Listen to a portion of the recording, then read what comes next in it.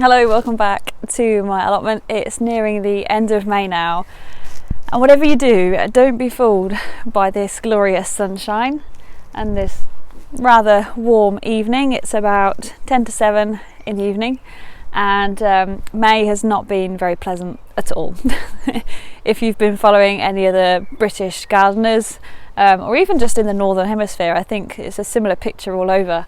It's been very wet, quite cold, and we've all just been a little bit grumpy because the weather's been flip-flopping between rain and frosts and stormy windy weather, and we've just not been able to plant out our crops in fear of losing them to the wind or to the frost. So it's been a bit of a frustrating month as a gardener, but you know, we really needed the rain because throughout all of April we didn't have a single drop. I don't think. We had the driest April on record, and I think we're now following that with the wettest May on record. So yeah, it's been a bit wet. And because of the really cold April that we had, followed by a not very warm May, a lot of things feel quite slow to grow. A lot of growth in the polytunnel seems really far behind, and you know, some of the trees I'm noticing on my drive to work are only just getting their leaves on them, and it feels like in places it's like 4 weeks behind where we were perhaps last year. But I've still managed to get a few new crops in the ground. I don't know where I am compared to last year. I don't tend to watch back on my previous year's allotment tours, although it'd probably be a good idea to try that sometime. But yeah, I mean, this weekend it's going to be really warm, and I'm expecting everyone in the UK to be out planting loads of different crops out because it's going to be glorious sunshine and now's the time. So yeah, it's going to be a busy one as we go ahead. But anyway, I'm rabbiting on, and I think you might want to see the allotment. It's that time of the year when every time I come to the allotment, something's different, something's growing that wasn't there before, particularly the weeds. Oh my god, the weeds. After all that rain we've had, they've really shot up. So yeah, that's inevitable. But yeah, lots of things are flowering, and yeah, it's all looking quite exciting, particularly the wildlife corner. It's now doing its May springtime thing that I really love, and we're just on the cusp of extra special awesome flowers coming out, so I can't wait to see those. But yeah, anyway, let's run up to the gate and start the tour. First of all, I just want to show you that we've come to that time of the year where the Hawthorne tree above my gate is in bloom, and I'm so happy because last year it didn't want to bloom, and I'm not sure why, but it's absolutely covered in all of this white blossom. The bees are going nuts for it, and it smells really nice too. It's just absolutely covered, and it's hanging on much later this year because we're having such a late spring. I'd imagine that it usually starts to be going over by now with all of the winds. Anyway, let's step through. What a glorious evening. It makes such a change to how this month's been, honestly. We were all so tired of all the rain. Now this left side, if you've been watching my mini-series on this commemorative border, I don't mind showing it now because I've unveiled it, but I will be doing a update on that very soon. I've got a new video coming out shortly, as it's been over a month now since I planted it. But behind me we've got, oh, look at that fern coming out. Down by the pond, the heucheras. I love this one. I don't know the name of it, but look at that purple veining running through it. And the flowers have come up as well now. And they aren't really known for their flowers, but they're really small, delicate, really pretty. And the bees quite like them too. I do quite like this combination. And I've got the darker heuchera just there behind it, against that limey colour. This little scene gives me so much joy. But I do wish I had a bigger pond. I've set up a wildlife camera recently around here, and I promise I'll show you the footage soon. And it's amazing how much life goes to this tiny pond that I never even knew were attracted to it. You know, it's so tucked away, I didn't think that the wildlife would really find it, but there's all sorts. And my hosta bursting back into life with a big blade of grass there. Let's get rid of that. After I divided this, and it's going to be a much better size now. It looks really healthy. I'm always so proud of my hostas because they never have any blemishes from slugs or snails because it sits right next to the pond. I'm just, oh, she says that, look, there is a little hole. All right, you know, it's not without a few faults, but nothing is. I love that variegated white edge to it. Now, I mentioned that I've been wanting a bigger pond, and it's a sort of project that I'd save for if I eventually ever did own my own garden. And if you don't already know, the reason why I have such a planted allotment is because I don't have a garden of my own. I live in a flat, which is why I have so many plants here. But this patch here, it's quite messy at the back, by the way. This is where all my herbs grow. It's got a little bit overgrown, a bit neglected in recent years, like the sage has gone quite woody, as has the rosemary. But I just had the idea, what if I turned that into a massive pond? That's a project for next year, if it happens. Something to think about anyway. It might not happen, but oh, look at that comfrey. Hello.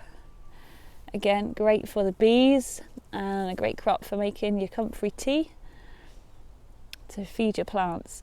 This one is one that spreads everywhere though. It's just popped up randomly. Didn't used to be here.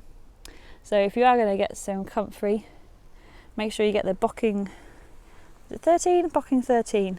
Doesn't spread. Oh, that breeze is actually quite refreshing. It's been quite a hot day at work today. But this patch here, where it's all nice and clean, I've been doing a lot of weeding, although for some reason I left that leak. I think that's grown there from last year. This patch here is where my parsnips are going to grow this year. Haven't sown them yet. I'll be doing that over the next couple of days. But right there at the back, I'm going to zoom in. Hold on. Ooh, those there are my Sunzilla Sunflowers, so I'm hoping to get some really big sunflowers growing up and against the hedge this year. And it's reported that this variety can have heads as big as 18 to 24 inches, which is a bit ridiculous, but yeah, let's see how big they can get. And my strawberry cages, I've got loads of flowers on, and I recently went through and weeded all of these as well because they were pretty bad, and it gets quite a bit of bindweed in here. But look at all those flowers. I love my strawberries. It's my favourite fruit to grow, and hopefully it's going to be another great year for them. Just wanted to look back for a moment at that border, and I'm really pleased with how it's coming on. And just here we have one of my blueberry bushes that's got lots more flowers on it. And have we got any blueberries yet? I don't think so. Oh wait, just there. Oh my god.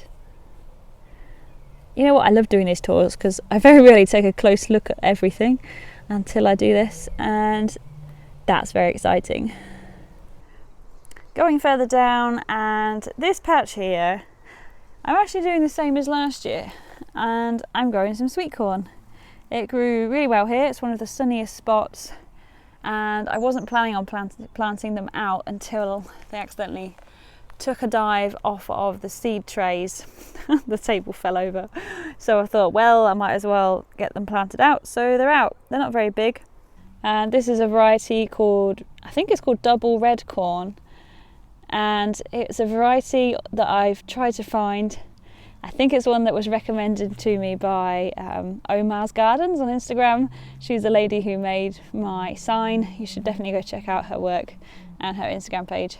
But yes, just gonna see what happens planting it in the same place twice.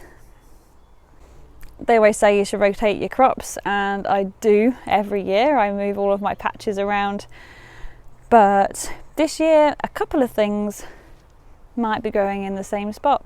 Just going to be interesting to see what the results are. And I mean, my carrots, they always grow in the same patch because it's a specially prepared bed for them with a nice sandy soil. But yeah, things like my peas and sweet corn, same place. And I know that Charles Dowding's been doing some experiments, I think, of just testing what the results are like.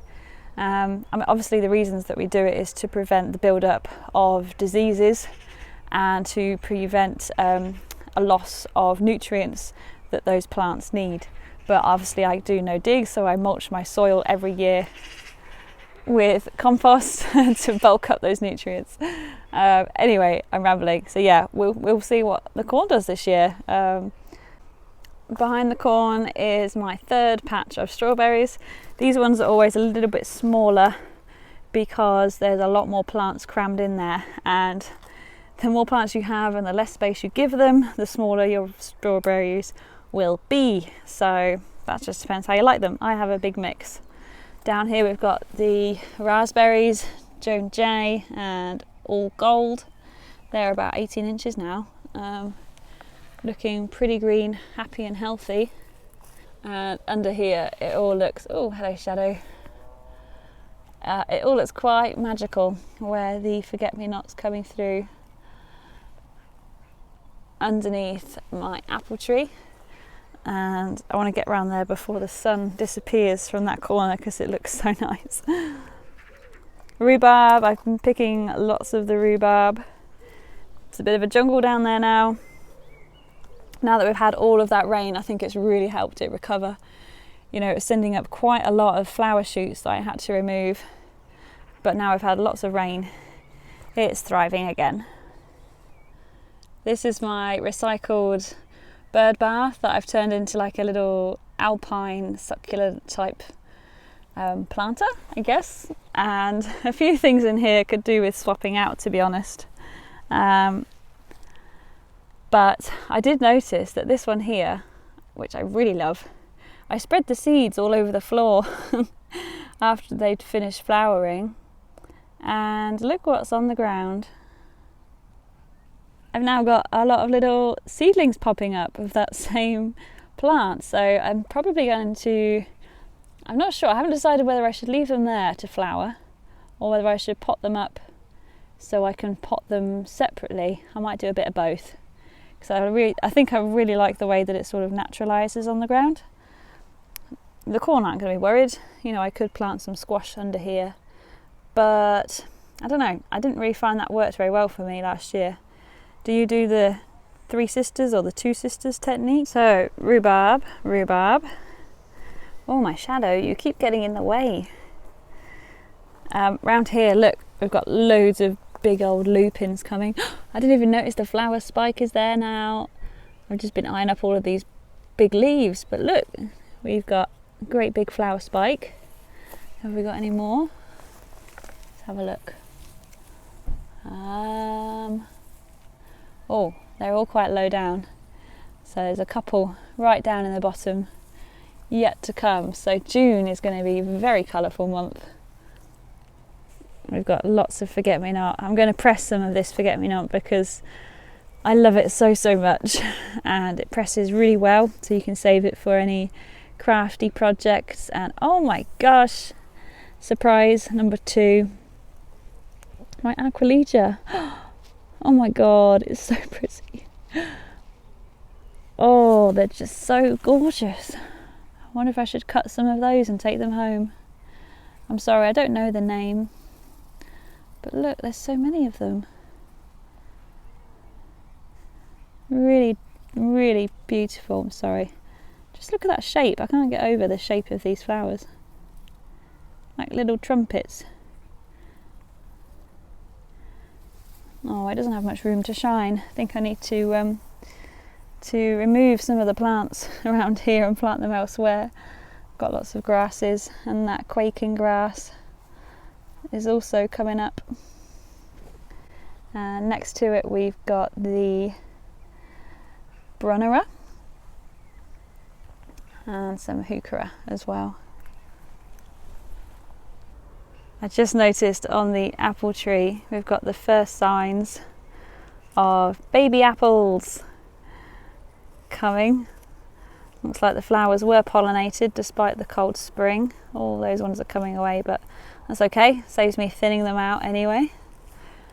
Yeah, it'll be interesting to see how our spring has affected our fruit trees this year in terms of how much crop we get, because there were a lot of late frosts and dry weather as well. And last year I did have problems with what was it a mildew? I think it was called a grey mildew, apple mildew. Haven't spotted any signs of that yet. Got a lot of curling leaves, but that's usually down to the aphids. Nothing to worry about. And now we come to my favourite little view of all in the wildlife corner.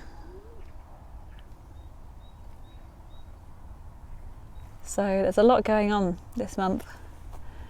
All of this quaking grass has just shot up. Those little fishtails that I talked about, I think it's called Breezia maxima, its botanical name. And we've got lupins, they're coming. Let's go step in.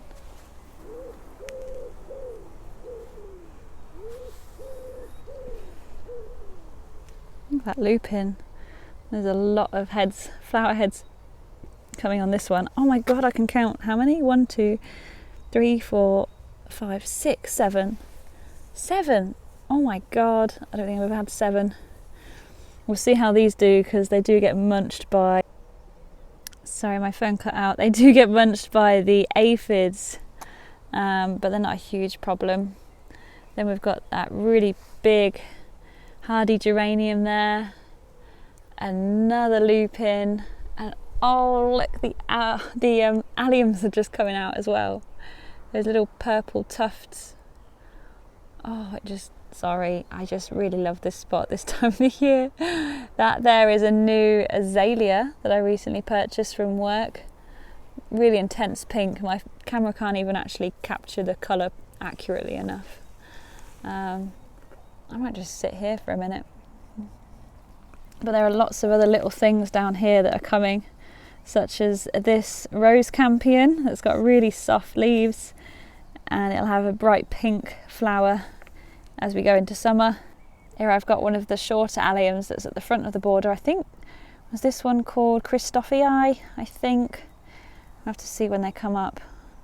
But I've just spotted there's another 3 or 4 there, and some more little drumsticks popping up. But now I want to have a close look at these ones. I can barely see my stepping stones this month. Oh look, we've also got the Delphinium there coming up. Oh, I can barely step over. Excuse me. Just starting to come out. I wonder how big the flower heads will be. The bees are going to be all over those.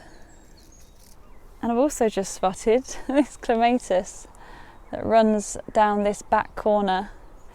I kind of had the intention of it running all over here and right over this little mound area, but it's kind of gone over to the neighbour's side.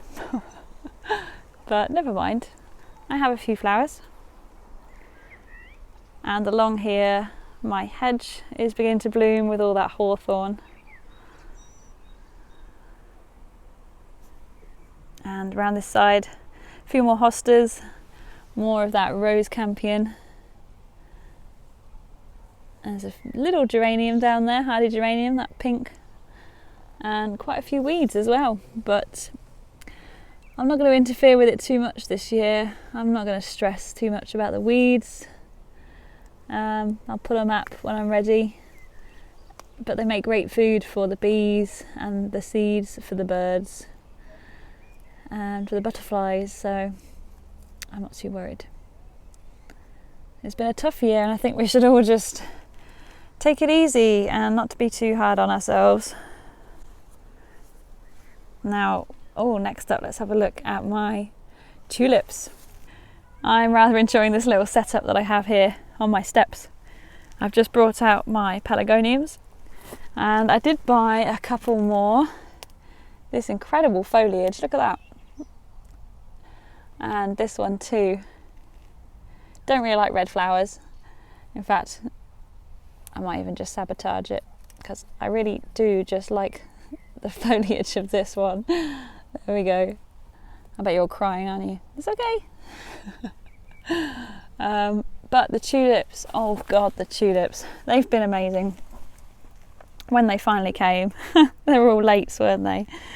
They've started to go over now, but I will insert some footage and some photos of when they're at their peak, because they were sensational. All of these different orange colours, and now I've just got these pink ones, purple ones coming out. I think this one's called Victoria's Secret, but I've really enjoyed all of the parrot varieties, and particularly this one, which was called Sensual Touch, and it had that little frosted frilly little edge, and it was just so gorgeous. And the pansies being out still really sort of complemented all of the colours, and yeah, just really enjoyed my pots for spring. Now this bed next to the shed is giving me a lot of joy as well. More of those heucheras blooming, and all of the pansies are still here, blooming their socks off. So yeah, I'm quite enjoying that little border. Down here is going to be my salad bed again. So I've actually planted out some little beetroot and some lettuce. This is the Lola Rossa variety, and also this chard is from last year, but I'm going to let it go to seed because it's that bright pink, incredible pink colour, and I want to gather the seed for this. So it's sending up its flower spike, and yeah, I think this one was called peppermint. That's it, it's what it's called. It's called peppermint chard. Not a lot of change in this bed. I will be planting a lot of cosmos and dahlias in here this year. Not so many straw flowers this year. I'm only going to grow white ones because my colour ones didn't germinate. But here's another pot that's now going over, that at its prime looked sensational, if I do say so myself. And this one too. I mean, it doesn't look like much now, but yeah, really impressed with my varieties this year. I'm definitely going to stick with more orange and purple colours for next year, because I've always previously just gone for really subtle kind of spring-like colours, soft tones, but just something about the dark intensity of these. They're just really special. I mean, look at that. It's like some kind of burlesque dancer. My carrot bed is currently empty. The seeds are going to go in the next couple of days. I've been really late sowing my carrots this year, although I am in quite a few years, to be honest. But I've sown them in middle of June before, and they've been absolutely fine. And lots of nasturtiums popping up from the seeds last year, loads of them. And also, I completely forgot, I threw down a load more of my Welsh Onion, which is a type of onion, as the name suggests. But it's this great big thing over here. It's a perennial, so you can cut it right back and it'll grow a few times a year. You can harvest it multiple times, and now it's just about to flower, and it will have big white flowers similar to chive flowers, quite big pom-poms though, and again the bees love them, which is why I tend to leave them. But you know, the stems are going a bit strong and woody now, so you might prefer them when they're a bit more soft and supple, but still got a great oniony flavour. Down on my potting table, we've got lots of pots that are just coming up. The Origeron, my little succulents, and a few other things. I bought a different type of Mahonia. It's a really soft, palmy type leaf Mahonia, whereas usually you get the really spiky, honestly, they poke your eyes out if you're not careful. So yeah, I'm happy to be growing this one. And down on the trellis, everything's really starting to fill in now. And the rose is going to have so many buds on it. You know, I've arched that stem right over horizontally, so we get all of these little side shoots that are currently covered in aphids, but I know the ladybird army will be here soon, so I don't bother spraying. Chemical free, obviously. We don't do chemicals on this plot. And I don't really even bother wiping or getting the hose on them, because, you know, if there's no food for the ladybirds, then they won't come. So I know I've just wiped them off now, but generally I pretty much leave them to it. The other birds aren't as affected. But up here we've got the Clematis that's already reached the top, look, and the honeysuckle. I love that mix of colours on the green and the purple. We'll just about see the start of some flower buds. Oh, it's going to smell amazing down here in the summertime. And there's a new plant that I couldn't resist from work. I don't know if I really have space down here. I thought for a while that my winter Clematis may have died, but it's not. It's just started to reshoot. But I was thinking of putting it here, and this is a climbing Clematis called Silver Linings. And that variegated leaf, I mean, I'm a sucker for a variegated leaf, but it's also just starting to bloom as well. And then the, look, tiny little flowers. So yeah, I've been wanting it for a long time, and I've finally treated myself to it. Yeah, Fatsia japonica, lots of ferns down in my little corner down here, and a few, oh look, well, these guys are still hanging on, just to give you a special show with my pots there in the background. Let's turn around. Look at that, Sensual Touch, that one there, Victoria's Secret, I think that's Orange Princess. Yeah, so all the dwarf varieties and the early ones and the late ones decided to bloom at the same time, which is typical, but it worked. It's okay. And here's the plot from the bottom corner. My potatoes in their tubs, well, they've all started to sprout. Look at that. And those are my main crop. There's lots of my earlies and second earlies there as well, all surrounded by forget-me-not. It's just everywhere. Love it. Oh yeah, I planted out my courgettes. It was a bit risky. I actually bought the courgette plants because I forgot to buy my seeds. This is a variety called Yellow Taxi, so it'll be nice bright yellow ones, so they're easy to find. There's a stray foxglove down here that I didn't have the heart to remove, so that's going to bloom for me. And I've also got a really big parsnip plant from last year that I'm growing to collect the seed, because you really want fresh seed when you're growing parsnips, and if it doesn't germinate, that could be one of the reasons. It could also rot or not be warm enough. Soil needs to be really warm for your parsnips. Anyway, I planted out a lot of peas. This is some of them, but the cover blew off them, so the birds, pigeons, have been nibbling at them. These ones are covered, and this patch is where all my squash are going to go in the next few days.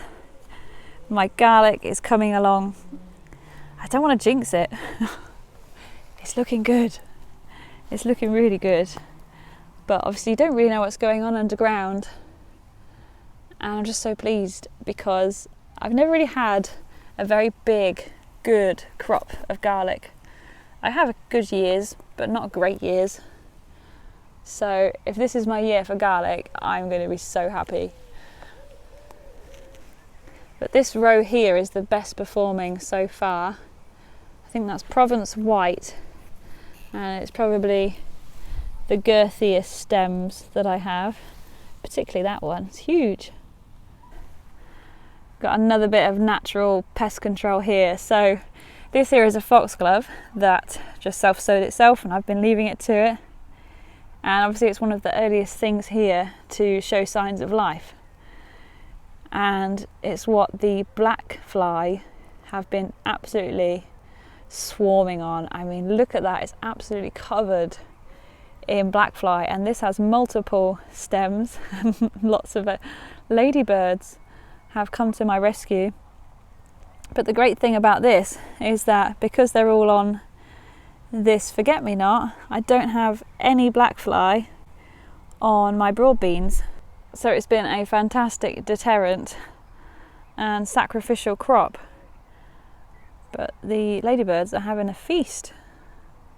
So this border here is where I'm growing all of my beans and peas this year, and I've been making some huge trellises and supports with lots of sticks, and basically these cuttings are from the sycamore tree that grew just there, and I cut all of that back over the winter, and I'm going to reuse all of this material to make my pea and bean supports. And you can see all of my peas down here that I've covered to protect them from the pigeons. I've got quite a few varieties this year. I've got Telegraph, that's my tallest, that can grow apparently up to 10 feet tall. So we'll just see how tall they do get, but that's why, you know, some of these go really high up. But these peas I grew over winter. I sowed them in November and they're flowering, but I forgot to cover these ones. Oh, hello. There's a tiny little pea. Oh my god, that's so cute. Yeah, I forgot. Ooh, hello. Okay, maybe we've got peas. Oh my god. First crop of peas. Didn't even know these were here. They're going to be far too small, but I just want to see how they're doing. This is really difficult with one hand. Ooh. Cheers. So fresh. The broad beans are actually looking quite good, although the winds did batter them quite a bit because I didn't stake them, but these are quite a dwarf variety anyway, so they don't mind. They haven't snapped and they're just growing a little bit wobbly, but we've got lots of flowers. No broad beans yet, but they won't be too far behind. These little notches, by the way, are evidence of the pea and bean weevil. They eat little notches out of the leaves, but they're not really a big concern, to be honest. I don't treat them at all. Right at the top of the allotment, my stone raised beds are going over. The daffodils have just gone over. We've got the wallflowers still in there and some rogue foxgloves that are just about to bloom. So the dahlias will be going in there soon. I'm waiting for the daffodils for their foliage to die down, wait for them to go fully yellow, and I will dig out the bulbs, pop in the dahlias and shuffle the daffodils around. You can store them or plant them back into the hole. Also, whilst we're up here, my Nottingham medlar has got its first bloom. So really hope we get some medlars this year. I realise I've been here quite a while now, so should probably speed this up. Inside the polytunnel, it's a little bit of a mess and chaotic with lots of seedlings. I've got lots of marigolds growing. These will go in between all of my tomatoes. Now that the weather's going to pick up and be a lot warmer, everything should really put on a lot more growth because it's just been, ooh, let me shut that door. Yeah, the growth has just been so slow growing. These are more marigolds for a little project. Those are some little blue flowers for Grandma's border. My white straw flowers that are a lot further behind than they were last year.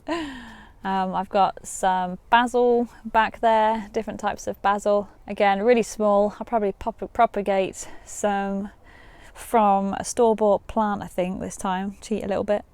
My Achocha, which I showed on my greenhouse cabinet video, needs potting up, and a bigger cane, because yes, they're going wild. I've got a few canners, a dahlia that didn't make it into a pot.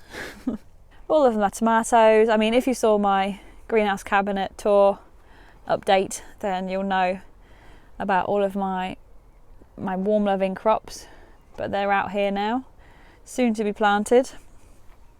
It's going to be a big planting out marathon over the next few weeks. My lime is doing well. That's all new growth. Probably could do with a feed by the looks of it, and get its citrus feed. But the lemon hasn't made it yet. It's still alive, it just hasn't put its new leaves up. I'm hoping again, once we get some weather that's warmer, it'll come back. How long does it take for a lemon to re-leaf after it's defoliated? I don't know. And down here we've got all of my dahlias. I split quite a lot of them again, which is why we've got so many. And I thought, well, some of them might not make it, but I think I was wrong because they're all coming up now, a lot further behind than last year again. Over here I've got some cosmos, and then all of these are my cucumber plants and my squash, and at the top more sunflowers to go out, more squash and my chilies, my healthy chilies. I did have a problem with some of my compost, which I mentioned in the cabinet video, but these are the good ones. So yeah, there's a lot to... Oh look, that one's even got buds on. Should probably take those off so it grows bigger first. Yes, lots to do, lots to plant out. And so here we are at the top of the allotment at the end of May 2021. It's all looking lush, lots of things growing, but there's lots more to plant out, to sow directly into the soil. Yeah, I love this time of the year. It's all looking so nice. So as you can see, I've got a lot of crops to get into the ground, lots more seeds to sow. And this weekend I'll be sowing my carrots, my parsnips, hopefully planting out all of the squash. So just within the next week it's going to look a lot fuller, and the dahlias will be a little while yet, as will the tomatoes in the polytunnel. I've got to get all that emptied before I can even think about planting the tomatoes, but they won't be too far behind. How's your allotment or garden doing? I'd love to hear from you in the comments as usual. And also, I completely forgot to mention it on my previous videos. A lot of you probably know this already, but I actually appeared on Gardener's World in an episode, I can't remember if it was March, it was either late March or early April, and it's episode 4, I know that for sure. So if you're able to look back on BBC iPlayer, I'm about halfway through the episode. It's on BBC 2. And yeah, that was my big secret that I've been keeping for quite some time. They came to my allotment to film it in September last year, and I couldn't tell a soul for about 6 months. So that was really frustrating, but I think it took a lot of you by surprise, and the reaction and response was absolutely overwhelming. It was so nice, you know, the amount of times you guys are commenting saying, oh, when are you going to appear on Gardener's World, and move over Monty Don, you know, it makes me smile. But you know, it was such an incredible experience. I'm really, really grateful, and thank you all so much for your incredible kind comments in response. It was just so lovely. So yeah, that was a lovely moment to see Monty Don introducing me and my allotment, saying my name. So weird. But yeah, thanks to everyone that watched it. I hope you can look back and find it somewhere if you're not able to catch up on iPlayer. Oh, that's what the magpies are calling for. There's a cat over by my gate. I won't be able to show you because it'll run off. It's a black and white cat with a white bib. Oh, he spotted me. Hello. Yep, he's turning around.